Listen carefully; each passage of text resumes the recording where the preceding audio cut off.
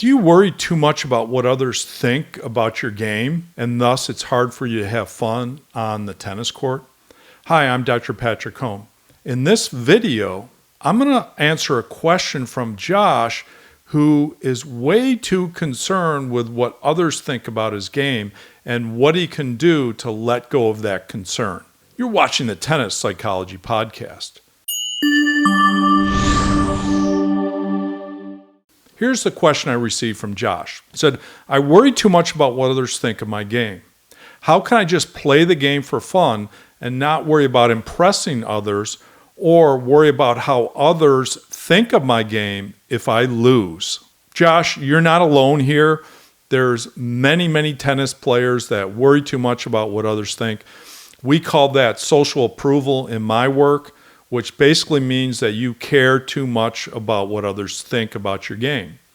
And often what goes with that is this idea of mind reading. You essentially try to read their minds on what they think about your game. And a lot of the mind reading happens when you're losing or down in the match, or when you're missing shots badly, for example. You might be thinking about what your opponent thinks. Or if anybody's watching you play, you might be thinking about what they're thinking, for example. But a lot of times, it's just assumptions. I want to say most of the time, it's just assumptions on your part, and it's not really based in reality. So it goes with perfectionism. I find that social approval and perfectionism go hand in hand.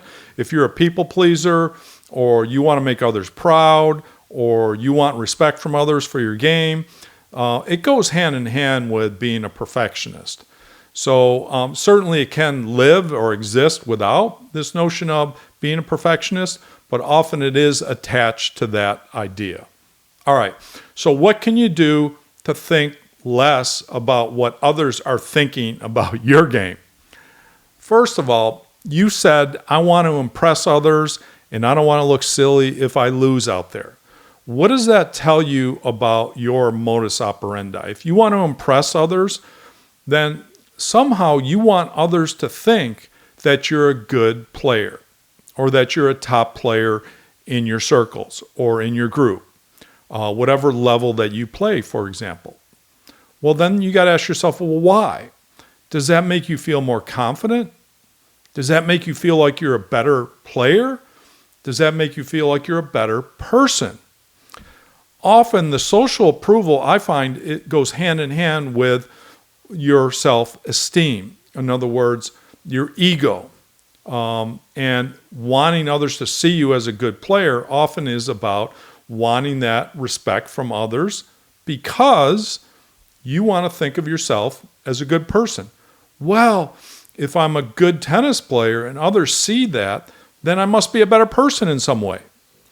No, it doesn't work that way, but I'm sure you might be wired that way currently. So that's part of the solution, is being able to separate the person from the tennis player and understand that tennis is what you do. It's not who you are. That's a big shift for a lot of tennis players. Next, here's what you do when you start the mind reading. It's really simple for me. First, sit down and write out, who do I mind read about? Who am I most concerned about? My opponent? Or if I'm playing doubles with my playing partner? Maybe if you're young, it's a parent. Maybe it's a coach, if a coach is watching. Then ask yourself, what is it that I want from them?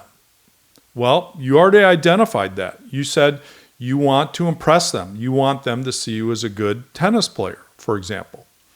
Once you're aware of that, the next step is to take it out to the tennis court and simply recognize when you're worrying about what others think. Recognize when you're doing that mind reading, and then just simply cut it off. I find that my clients do very well with this once I make them aware of this phenomenon of mind reading and social approval, that they're able to tap more into it, be more aware why they're doing it as well, and then simply refocus. So your job is, number one, that's half the battle, is being aware. And then the other part of the battle is being able to refocus. Some of the things that will help you when you're refocusing is just tell yourself, that's silly. I don't know what that person's thinking. How do I know what that person's really thinking? And then refocus on the next point.